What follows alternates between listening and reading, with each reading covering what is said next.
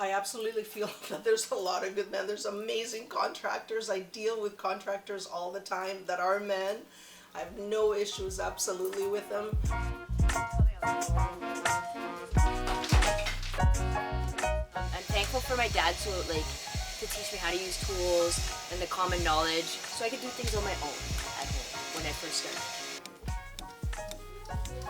My very first boss in construction here, he taught me a lot of stuff.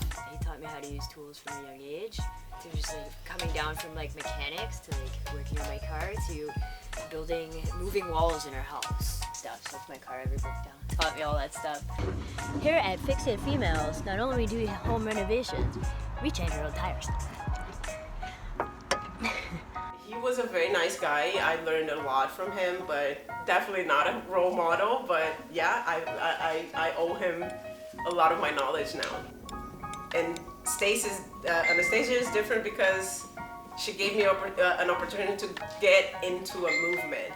You're welcome. You know, I don't just hire women. I've tried men. You know, Yeah. the men are the ones who paved the way for me to be accepted into this industry. Yep. Yes, my hard work was the thing that defined it, but without those men paving a way for me, I would never have been able to be accepted into doing these large, massive customs, no longer working for a third-party drywall company. You know, as soon as they heard my voice, they'd be like, no. So I started emailing them. Right. And I would sneaky deaky go on the email and be like, hey, my name's Stace or whatever.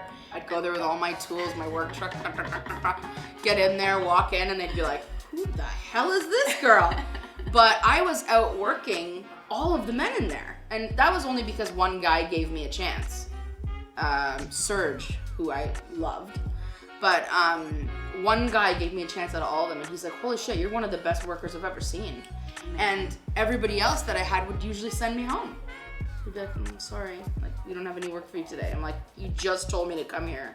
Oh, that's so frustrating. Oh my god. I find that it's the majority of guys that I've come across in this trade have been fine.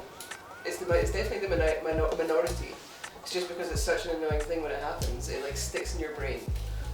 But yeah, I've had loads of positive experiences with men in trades.